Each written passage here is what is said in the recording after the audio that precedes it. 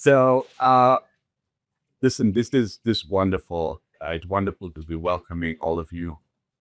It's wonderful to be here to honor Ellie for everything he has done over the last 43 years. Uh, and it's wonderful for me to be here because Ellie's strength. And and it's sort of personal to be able to say a few words. He, as as we said, Ellie joined Columbia in the 70s, 1976, and rose through the ranks, joined as a faculty member, got tenure, became full chair professor, founded CITI in the early 80s, 1983. And you should know that, business schools don't have centers that focus on the topics that Ellie pursued for the last 4 decades here. Uh, it's somewhat unique. I mean, there are people study information systems in some different way. Obviously later on they were studying e-commerce. Then, media programs got developed here. They developed ours. But in some sense, a center that thematically addresses these topics so deeply actually is unique. The other thing that you should know, and I'm sure you all do, is that Ellie he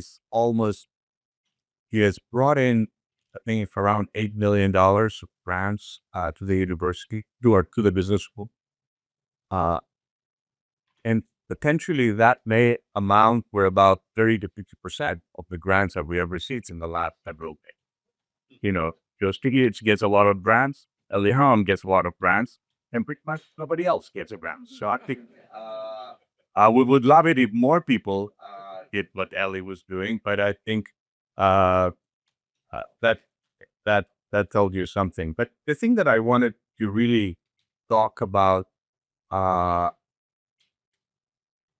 is how entrepreneurial Ellie has been his career within this, what he has contributed to the school, the thousands of students, the hundreds of courses that he has taught, the programs that he has launched, and then even more interestingly, how he has always been looking into the future. He came in the 70s. We were facing New Jersey. New Jersey is right there. As you know, the digital revolution that we're living through right now was sort of invented in New Jersey, the beautiful state of New Jersey, in the late 40s. The invention of the transistor, and about a year later, the blueprint for digital communications by Claude Shannon. Both of these things happened at the Bell Labs. And if you think about the combination of semiconductors and our ability to process information digitally, and the theory of digital communication, how we communicate through zeros and ones, these two things have driven the world in the last 75 years. ARPANET was basically in its nation state in the late 60s. TCP/IP was being formed. We have one of the fathers of TCP/IP. I have a very autonomy here on the monitor. But all of 1970s when Ellie came here, these were all early innings, and he very quickly lapsed on into this area and started sort of pursuing it over the span of decades, anticipating policy issues, anticipating different uses of these new technologies, anticipating decisions that we will have to make 5, 10, 15 years into the future, and in some sense, galvanizing that work through CITI. Many of you have been part of that journey with him, but I think it is, the number of books that he has written, the number of articles that he has written, and more importantly for us, the thing that he has done in the classroom and how he has impacted the thousands upon thousands of students that have come through his tenure here at the business school. So I think, this is sort of a unique, in some sense, mark. The other thing that I want to say, uh, and many of you probably know, I'm scanning here the room to see whether we have some of our policy people. There's one trustee there in the back of the room, but Ellie has been also deeply involved in policy, both helping our city and state, but also the country, but then separately, deeply involved in policy issues at the universities. He was a long-time tenure of what we call our university senate, representing the business school. In there, he was chairing the budget committee for quite some time, the benefits committee, and I think he was an incredibly sharp, often critical. That's why I was scanning the room to see who is here. But always constructive. And, his intellect dissecting the problem and actually uncovering issues and challenges, but also opportunities for how the university can benefit. More recently, and something that is actually important to the university, he has also really been involved in thinking about academic freedom, free speech issues within the university and our community. And he has been galvanizing our work in that space. He has sort of co-founded and co-chairs the Columbia chapter of the so-called Heterodox Academy, which in some sense is a champion for free speech on campus, and something that we need. And so he has been a force of nature at the school, a force of nature in the country, in his research domain, and within the university. Now he is he's a person that, when I came in, Jason was mentioning that I have a PhD in electrical engineering. I came in the late 90s. My thesis was really, the 90s was a period that obviously the internet was mature at that point in time, but we were really studying the mathematical properties of the protocols underlying sort of packet routing, designing better routers, thinking about the stability of TCP/IP, things that a lot of you have been discussing through the decades. So that was the area of my work.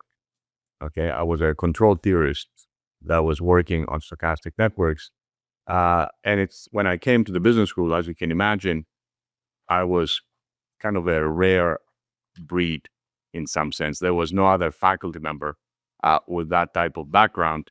And one of the first individuals randomly that came to me and started talking was Ellie. Like, I heard you work on X, Y, and Z, and in some sense we have common interests. So that started 25 years or so ago. And it has been wonderful to see everything that he has done through the years. Now, I want to recognize his lovely wife, who is back there, who is also a friend, Nadine Strossen, who's I'm sure a lot of you know, but Nadine is a force of nature as well. So it's and I want to end with a little tidbit. Many of you may know that Ellie is also a pilot. Does everybody know in here that he's a pilot? Okay. Has anybody been with him on his plane? There you go. All right. So he keeps inviting me. We're neighbors in Connecticut. So he keeps inviting me to go for a ride, and my wife keeps looking at Ellie. He's like, "No way." I'm like, but at some point in time, you'll invite me when Nikki is not in front, and then I'll have to oblige. So I hope you have a wonderful day. But mostly, I want to say thank you, Ellie, and congratulations for everything that you have done. All right. I don't want to be talking too long, but I do need to welcome you all, dear friends, colleagues, to this special celebration. You're very special to me and to us at CITI. Uh, it's by invitation only because we don't want to be exclusive, but we want to be personal for people to know each other. Uh, it's been a long road, a fun road. Every step was interesting, really. It really was exciting. For CITI, 43 years. For me at Columbia, 50 years, believe it or not. And for me in this world, 80 years almost. And so it's kind of time to lower the load. How did all this start? In high school, I built radios. I was that kind of a guy. In college, I was going to study electrical engineering. That's how I kind of started at Harvard thinking of that. But it was not a good time in the late 60s at Harvard to in electrical engineer was not a good way to meet girls. Uh, just look at the super nerds that followed me, Bill Gates and Mark Zuckerberg a few years later. I didn't want to be like that, which in hindsight was probably a major strategic mistake, but a happy one. So then I studied economics and law. And after that, at Columbia, things came together. They didn't start that way, but they came together and I kind of integrated my love for the electronic world. That was before it was called the digital world, with economics and with law. And the timing was really good. It was just before the AT&T breakup, which was huge and changed everything. The emergence of cable television that changed the network broadcast system, the emergence of microcomputers. I had the very first word processor at the Columbia Business School. It was kind of like an airplane cockpit. You sat in it. People came from all over the school to look at it, to say this will never work. Uh, and it didn't, by the way. Not at least not that model. My first article on the subject was on competition between cable and telecom. There were these two monopolies, and they were totally apart. And people saw a problem here, people saw a problem there, but they did not kind of put them together. And so I said, why not kind of think of them as competitors in each other's business, video and voice telephony and telephony. And people said, yeah, particularly from the industry, this is a good idea, professor.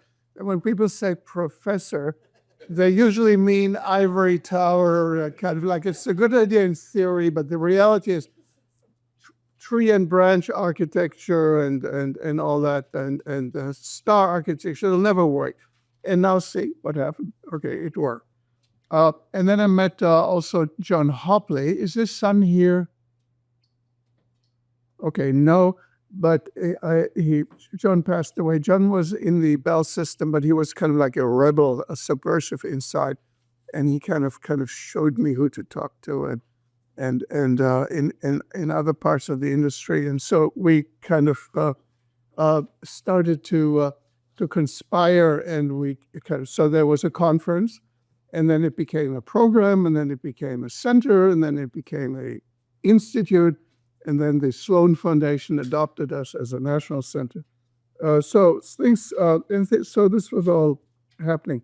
It is important for us to recognize how kind of what didn't exist at the time, and we didn't even know that. There was no cell phones, really. There were no flat screens. There were no PCs. There were what was that? There was no public internet. There was nothing online. There was no real public email. There were no CDs. There was the Macintosh was just coming in.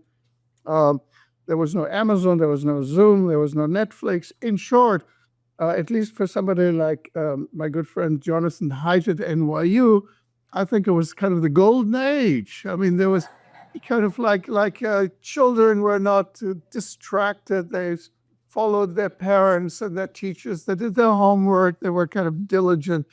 And then came all these things that we have been doing together and kind of diverted them. So there was a lot of things to study.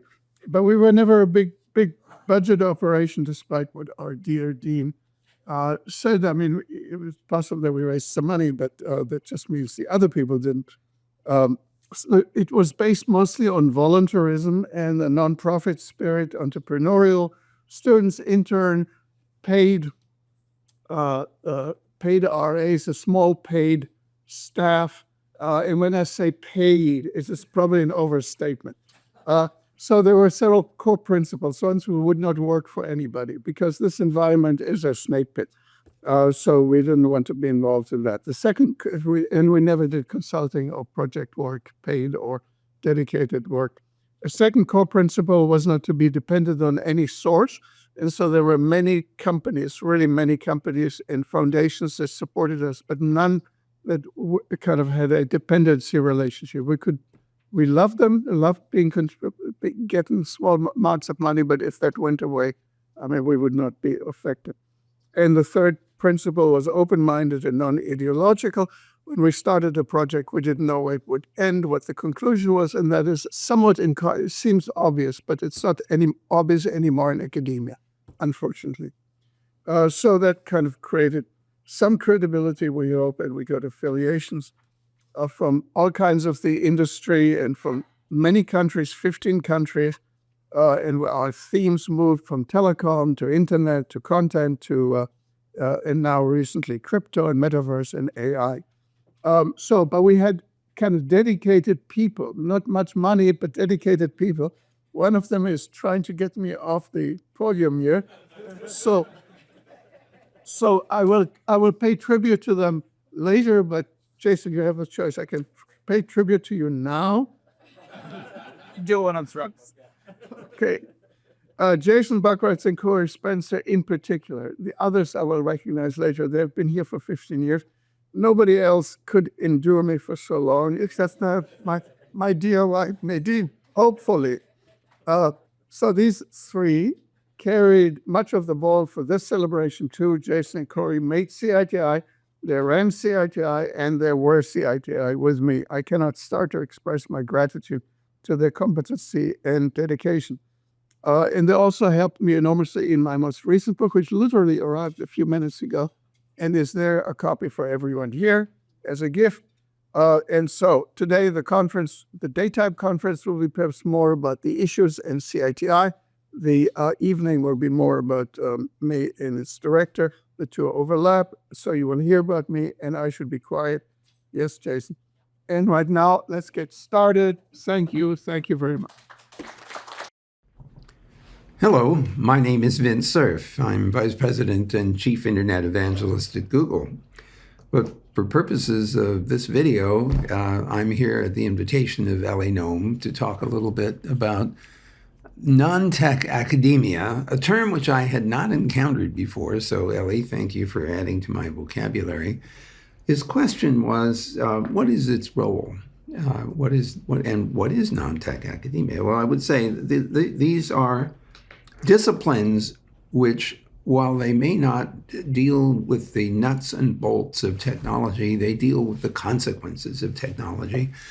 And here, Eli, of course, is a perfect role model for the non-tech analyst who understands technology and tries to help articulate what the consequences are of its development and deployment and use. And of course, he has done so in many, many books, almost 40 of them. What's important about the way he works and the way we hope that non-tech academics will work is to assemble a clear-eyed collection of facts and then try to understand what their implications are, and in particular help others understand, especially the technologists who are developing the technology.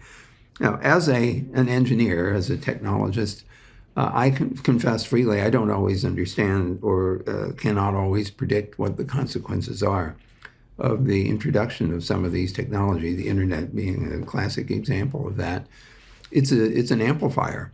And what I don't think I appreciated is that it amplifies everything. It's sort of like the hearing aids, that just amplify everything, noise included. So the problem is that some technologies are amplifiers of people's capacity to do things. And in some cases, people with bad intent amplify their capability.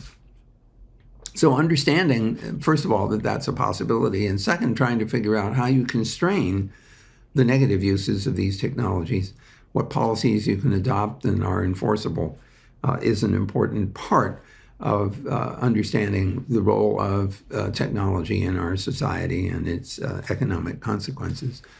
So Eli has been a leader in helping us understand those technologies and the implications of them over quite a broad swath of them. I think that it's incumbent on all of us who are on the engineering side to turn to people like Eli and others who are willing to spend the time and energy to speculate and to extrapolate what some of the implications are and what some of the both constructive and destructive uses might be. Eli has warned us more than once in the past of what the consequences are of some of these technologies.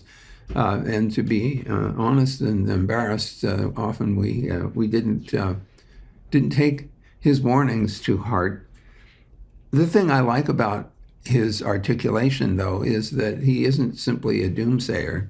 I think Eli has tried very hard to explain how we can use these technologies to improve our social and economic condition, rather than simply raising hands in despair. Of course, the solutions are not always easy, and some of them require a great deal of buy-in from powerful people or from large numbers of people, as you would get in a democratic setting. So Eli's arguments are important both on the technical side, but also on the political side. So, Eli, I just want to say thank you for all the effort that you put into helping us understand the implications of our technological work. And I certainly hope you won't stop doing that, because as these technologies evolve, especially AI and this agentic AI and what some people are calling artificial general intelligence, these systems have a feedback loop which is starting to look a little on the scary side because of the capacity of the systems to continue to learn, to evolve. Even though we're not quite there in the same learning in the same way that humans do, it would not surprise me that these systems will become more and more capable of essentially evolving themselves, perhaps in directions that we might offer to them. So it's timely that your latest book is on artificial intelligence. I'm certainly sad that I'm not going to be there in person to participate with you in these discussions, but I hope someone is taking good notes and that you will share them by one means or another. In the meantime, I wish you well, Eli, on your retirement, and I certainly look forward to future encounters. Meanwhile, see you on the net. Okay. First of all, I wish a good morning to all of you. I would like to thank very much indeed to Professor Eli Noam, his wife Nadine Stroessner, Jason, and all the colleagues from CITI for organizing this exceptional event. To speak about CITI and Eli Noam is a very complex issue because it's a multidisciplinary, interdisciplinary, and it's global. And therefore, it's very significant and important. I've known Eli Noam for about 13 years, which is not much because I understand that many of you have known Eli for more than 30 years. He, Steve Wadman, Richard Gershon, Alan Albaran were the four people that I've cited the first time in my PhD in 2006. Just after a year after I did my PhD, I had a chance and opportunity to meet all of them, and also Robert Picard, by the way. So for 13 years, it was really great time to have such a direct communication with CITI and Eli Noam. Professor Noam influence is global. That's what we all knew. I tried to actually digest this presentation in 10 minutes, but I needed 54 slides, which I won't show to you all of them. So I have to be very fast. So I have to go through the slides.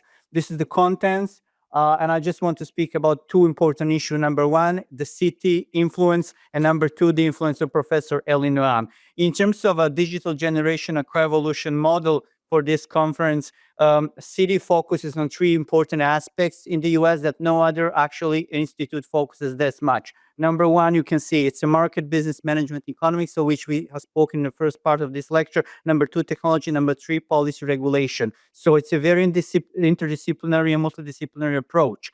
What is really important is the city started working and functioning as an independent entity, very much within a CBS, Columbia Business School, during the last 4 years. That's very crucial segment because it covers 4 different waves of technology that you all know about and you wrote in many of your research papers and books. First wave from 1980 to 1990, this is regulation. We've already spoken about that. It's about competition, of course, global competition in particular. Second wave is about convergence. We spoke about that as well. Number 3 is platform ecosystem. It's a number 4 now, the most important, significant, most impactful, and most individually referential aspect. It's artificial intelligence. Eli's books was just published a few days ago. I was very happy to see this book, and of course, I already cited book in my new book that's going to be printed this year by Springer and Palgrave Macmillan. So these four waves of inquiry are very relevant. Just a moment. I'm just trying to move this. Okay. And what happens also in terms of CITI? Why CITI is very specific as an institute, internationally speaking? Because Eli has not only asked right questions and provided excellent answer. Eli Noam has established a dialogue among different civilization, different culture, different people, different cultures. This is very unique situation. And even the very fact that we all come from so many different countries here today. I come from Canada. Some of you also come from Canada, some from Europe, many from Germany, Alaska, different parts of US testifies to this. This is the list of people and really reputable experts that CITI has invited during the last 43 years. The list itself speaks for itself, actually. So many professors, so many experts, Nadine Strossen, Don Tapscott, Sherry Turkle, Julia Caget, Vint Cerf, Jaron Lanier, William Dutton, Tom Haslett, Thomas Hess, Robert McChesney, so on and so forth. We do not have a time, of course, to cover every single and individual name, which is a pity itself. So I will have to move from this point. Now, what CITI has produced, I have counted every single work of Eli Noam. I'm not sure if I'm right because he has written so many books. I'm sure you will understand that. Professor Noam has written 38 books so far, but the number, it depends on the website. Sometimes it ranges for 35 to 40, so depending on that. I'm not trying to tell you this is completely true, but I'm fully confident it's a very, very much true, or I'm somewhere around. He also has written 392 journal articles, and particularly when it comes to his journal articles, he has made so many excellent and outstanding predictions. Internationally speaking, I'm just going to speak about a few of his predictions. 1982, telecom versus cable competition in video and voice. He envisioned that 40 years ago. 1996, video over internet. 1998, unlicensed spectrum. 1999, why the internet will be bad for democracy. 2015, digital media will be more concentrated than analog ones. 1994, doom of common carriage. 2003, instability of the digital economy. 2025, now, artificial intelligence-based video, 2040, the book that we just saw this morning. So what happens here is that also there are some important aspects to take into consideration. There are different layers here of different types of convergence and competition that CITI has worked on. Also, it covered the aspect of digital economy. It has covered the issue of net neutrality and the fact that actually the importance of business and specifics of business or media and telecommunication. It's a very cyclical. It changes very, very quickly and profoundly, and it has actually two-sided markets and platform ecosystem that many other industries, as you know, do not have it. So it's a very, very specific. So now there's a scarcity of telecommunication issues, security and resilience are public goods. That's very important because this is also a public business. And the impact on media on at the social scale is very high and profound. Institutions matter as much as technologies. That's what Eli Noam has been writing for a long period of time. He has covered the issue from a domestic U.S. perspective, but equally important, he covered the global issue through his books published by Oxford University Press in 2014. He made a lot of predictions. There are at least 3 different scenarios we can conclude from his writing and the CITI writing. Scenario A, open interoperability, competition via standard, portability, governance via transparency. Scenario B, fragment and sphere splintering of technical and legal regimes, which we have right now because every single country has different regimes or different continents, and regions, compliance by geography, which is the case, scenario C, regulated utilities, key layers treated like essential facilities, such as connectivity issues. So all these scenarios are developing right now. So here we have some aspects of synthetic media, post-linear media, artificial intelligence, and networks that are being artificial intelligence optimized. The issue of supply chain, and many of you have spoken also about supply and demand. What is really important in this economy is not supply like it used to be 40 years ago. More products you make, better for you. No, the number of products makes not much difference today because we live in a completely different world. What is really important is the economy of demand. Artificial intelligence has a very, very specific case here because it can use artificial intelligence agents who can actually create demands in advance. They can lower demands if it's possible, or they can increase demands if it's possible. And this is all, of course, algorithmic systems. There are a lot of different predictions here. Competition in terms of platform governments, digital governments, and the impact of LEs actually, and the city-style agenda for the next decades is just here. There are 10 strategic theses. I will just go very efficiently through all of them. Design governments by different infrastructure layers, protocols, treat bottlenecks explicitly through access and applications, measure concentration continuously through ecosystem, not just firms, make interoperability enforceable through portability, switching standardized APIs where justified, upgrade universal service to universal capability, affording skills and institutional access, embed resilience through redundancy, incident response, require provenance for high-impact media, treat artificial intelligence governments as infrastructure governments, align incentives with sustainability, invest in institutional competence. So these are all important aspects to take into consideration. And I just want to say a few words about Professor Noam. He has done his AM, PhD economics from Harvard. He has honorary doctorates from University of Munich and University of Marseille. He published 38 books, as I noted, for around 400 articles. He received major grants from by NSF, Open Society Institute, Gates Foundation, Sloan Foundation, and others. He was regular columnist in Financial Times Online. Visiting academic appointments included universities such as Princeton, St. Gallen, Freiburg, Penn, and Stanford. And he was also instrumental in establishing the university-wide doctoral program at Columbia Journalism School. He was the co-president of Columbia Academic Freedom Council. And his book, as all of you have known very well, have been published by top-tier outlets, indexed in Web of Science and SAI, including MIT Press, Journal of Law and Economics, Palgrave Macmillan Telecommunication Policy, Communication of the ISM, and many, many others. So these are all important aspects about Professor Noam. I have already spoken about a number of these issues and his impact on the government and policy. Many of you have pointed out about these issues, and I'm just going very briefly through this. He was very instrumental in establishing measurement of in terms of competitive markets globally. He has worked through this actually segments and provided important answers in how to measure actually specifically different markets in the media industry. As my time is limited only to 10 minutes, I would like, so this is my conclusion. I'm really happy that CITI has made tremendous impact, and I truly hope the CITI impact will be very, very definitely felt internationally and within the US. I thank you for your time and consideration. I hope you will take into consideration that I had only 10 minutes to do this presentation. So if I miss some points, I really apologize. Thank you very much once again. Thank you. So our first speaker is Koos Becker. He is probably, I guess, almost anyone would say he's the most successful entrepreneur, CEO Africa has produced. Some 40 years ago, my wife and I arrived at Columbia University from then apartheid South Africa. At that time, our home country was inward-looking and quite claustrophobic. New York was the exact opposite, cosmopolitan, vibrant, focused on being the best in class. We loved every minute of the experience. To keep us alive, my wife got a job as a stylist at Glamour magazine.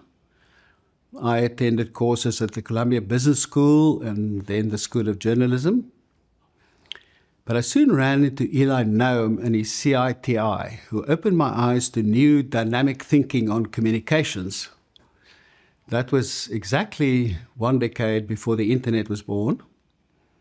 New York was the epicenter of media globally. The biggest TV networks, newspapers, magazines, they were all based here.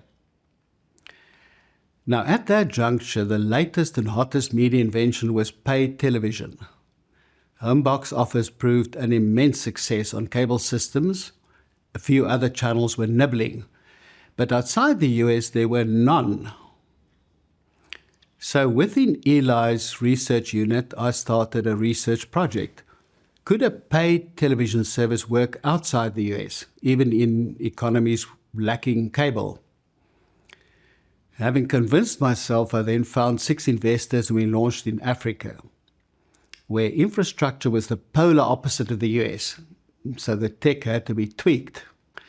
6 months after launch, we always went bust. Then the venture took off and became an enormous success. Using satellites, we covered 50 countries in Africa, the vast majority of the continent. This also had a social effect. Imagine that your family were living in a mining town in Katanga in the Congo. One day your window on the world still comprised a few dog-eared magazines at the hairdressers, shipped in from Europe 3 weeks late. The next day a satellite dish goes up on your roof. Now inside your own den, multiple streams of video, movies, sport, news, fashion from all over the world. At exactly the same minute as New Yorkers saw it. That's wow. The success of that allowed us to buy paid television systems in Europe, but also to study another American invention, mobile telephony. We launched MTN, which today is Africa's largest telecoms provider. 16 countries, some 280 million subscribers. A few years later, the commercial internet was created. We sold or spun off these first inventions and plunged into the web. Today we operate or are shareholders in web services in 100 countries. Some 2 billion people across the world use one of those services daily. Our market cap is around $200 billion US. Incidentally, during these years, we bought billions worth of goods and services from the US. Now, please allow me to pay homage to Eli Noam and the Columbia Business School. They created the environment that helped me personally develop. Without them, my life would have taken quite a different turn. And that's the end of a thumbnail CV. However, if one projects forward to the next generation of students now studying at Columbia, I wonder if they'll be quite as lucky. At least 2 risks seem evident. The first is self-satisfaction. It's remarkable that this New York metropole, ground zero of the media universe when I was here 40 years ago, that New York played hardly any role in the creation of the internet. Why not? Well, let's guess. One reason may be that those titans of TV and print saw themselves as natural rulers of their industry. Sort of what we worry about 5 nerds in TV shirts eating a pizza in some garage in California. Well, today, a single one of those top web companies in California can buy all of the TV channels and all of the newspapers and magazines in New York put together. That's the risk of hubris. A second risk for a new student, perhaps, is that the atmosphere in the US is changing.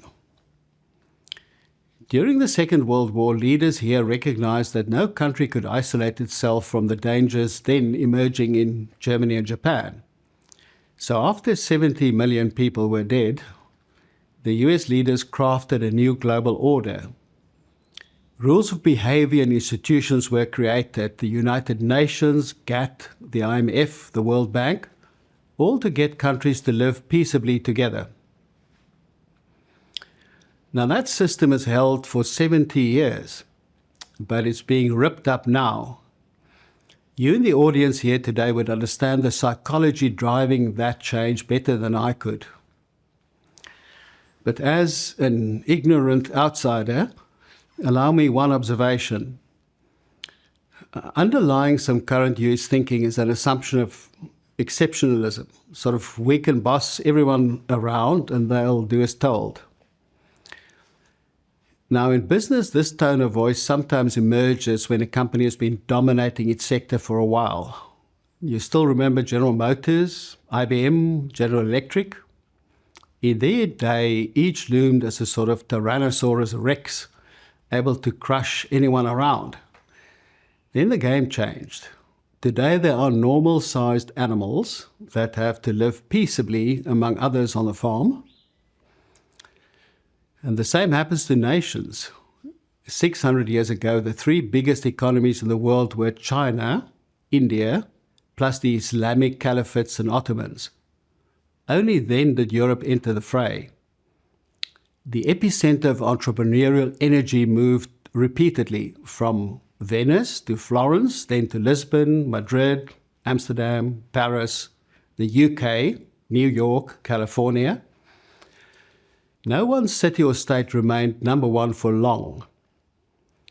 If anyone argues that present US dominance will turn everlasting, I think wakey wakey. Today, China's industrial output far surpasses that of the US. It qualifies more engineers, it registers more patents, and it publishes more articles in peer-reviewed academic journals than the US. India is in hot pursuit. There's simply no practical way those two can be isolated and crushed anymore. So the likelihood is that our world will stay a multipolar place. Each of us will have to find a way to live in peace with our neighbors. Now, of course, those were shared assumptions when I arrived here in New York 40 years ago. They seem to have produced a few tolerably decent decades. A world in which every beast eats every weaker beast until it itself gets eaten, somehow that sounds not quite as appealing. Now, may I wish Eli Noam and Columbia University the very best of luck for the years ahead. Thank you very much indeed.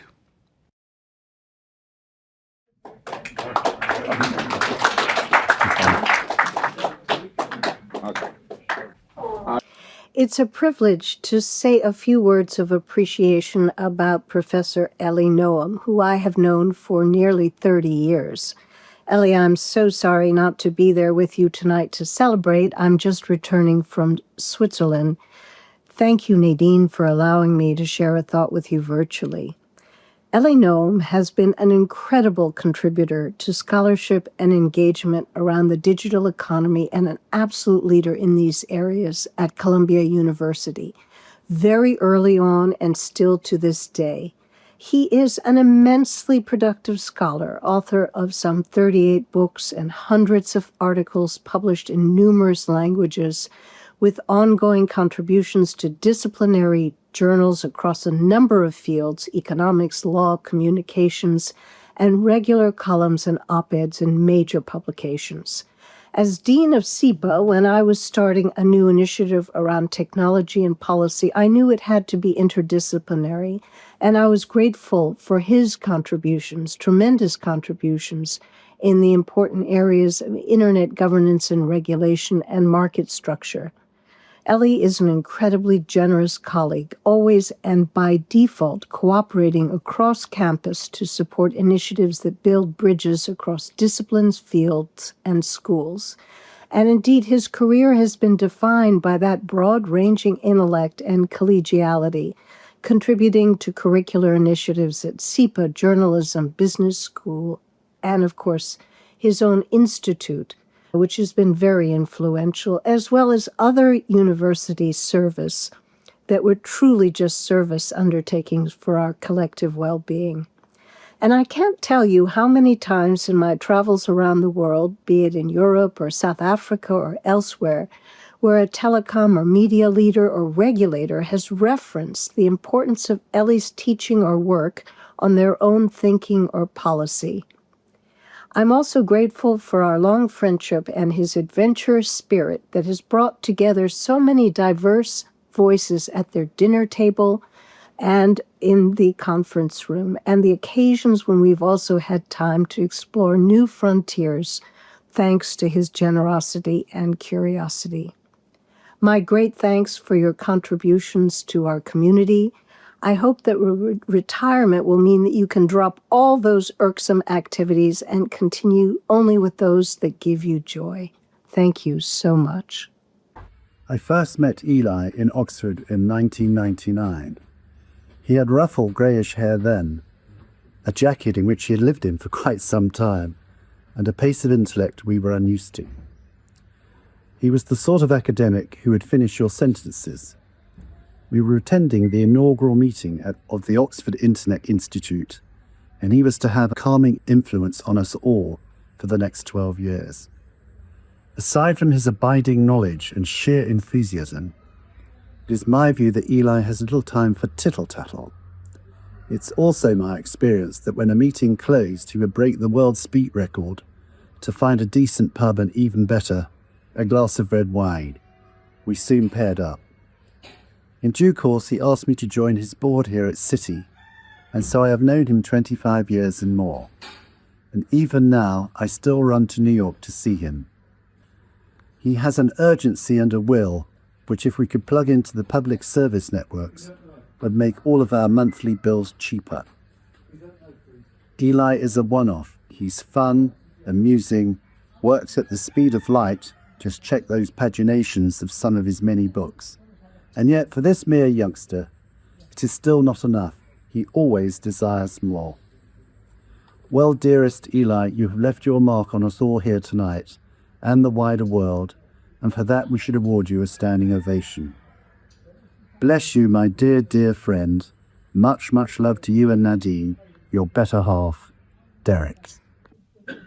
Our final speaker on the recorded kind is Ambassador David Gross, who I think, again, not having had the chance to listen ahead of time what he's going to say, exemplifies really one of the other interactions that Eli has had with many of his international organizations, particularly during the earlier days of telecommunication, dominated the discussion from the ITU to the OECD in that. And so I look forward to hearing what Ambassador Gross has to say about international organizations. Hello, Eli, and hello, friends and colleagues who are at this dinner that I so wish I were a part of, but unfortunately, I'm in Asia right now and unable to be with you tonight.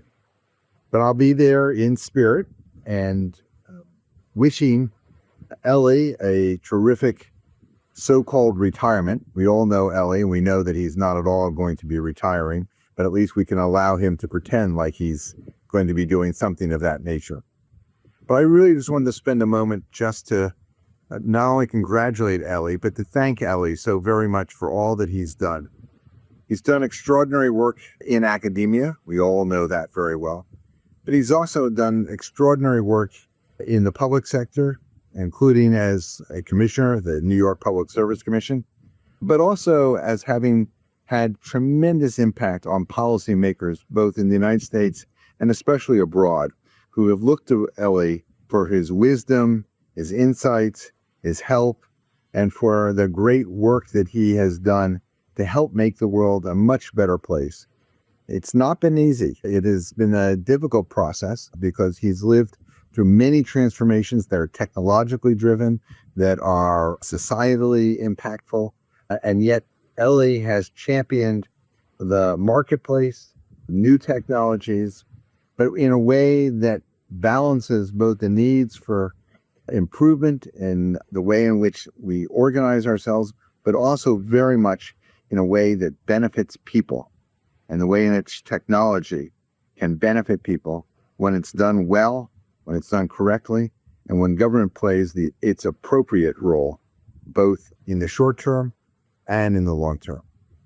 So Eli, I just want to thank you. I want to recognize you And I want to be very clear that you have had an impact way beyond academia, way beyond the public sector, and way beyond the normal situation, because you have had an impact, a direct and tangible impact on generations of students, generations of policymakers, and therefore on the broader community, which we are all a part of, in a way that very few people have had.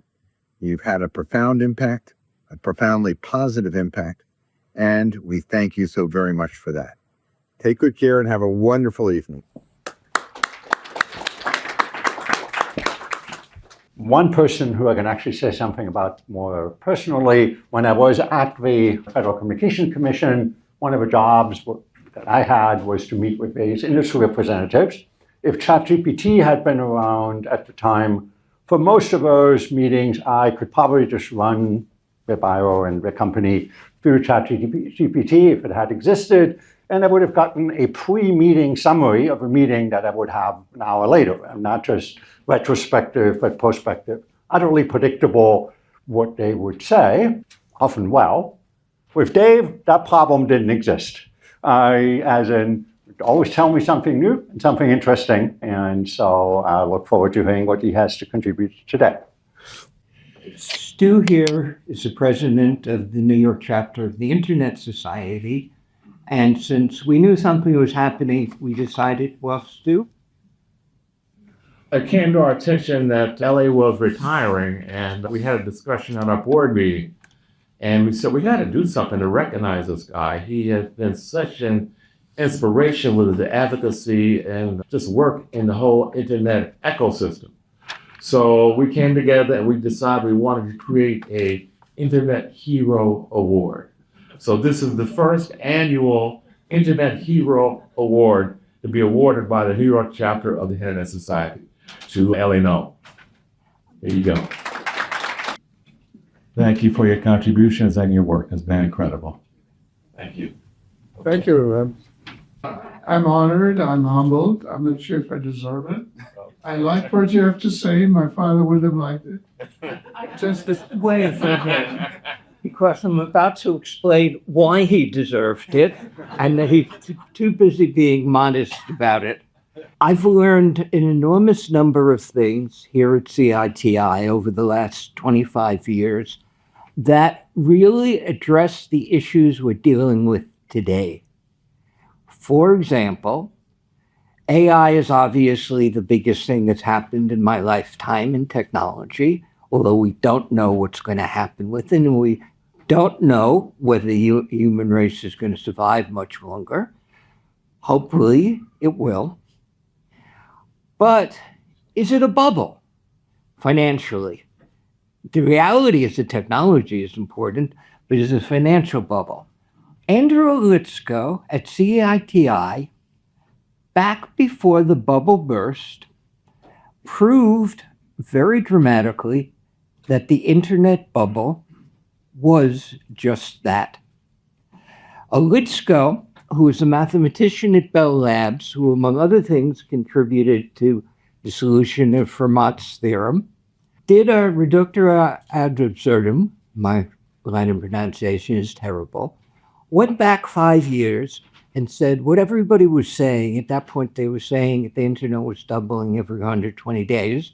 Look back what the number was in the internet 5 years before and proved it could not be growing as fast as everybody thought. We're now trying to figure out when the bubble is going to burst in AI. Technology survives, but the business is, as Jason said before, is not. That's still important. Learned it from Litzko. Another one, Jensen Huang with NVIDIA is running around the world talking about the importance of building sovereign AI and how it's crucial that every nation, not just India and China, but the Africans and the other South Asians, have their own presence in AI and can develop it for their nation.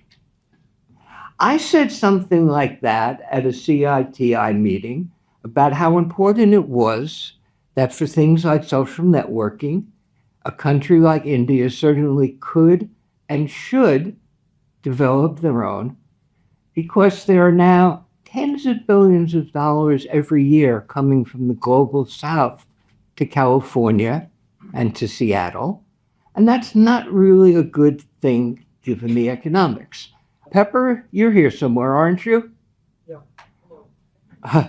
Pepper got up and said that the value of Facebook social networking was so enormous that India shouldn't try to do it itself.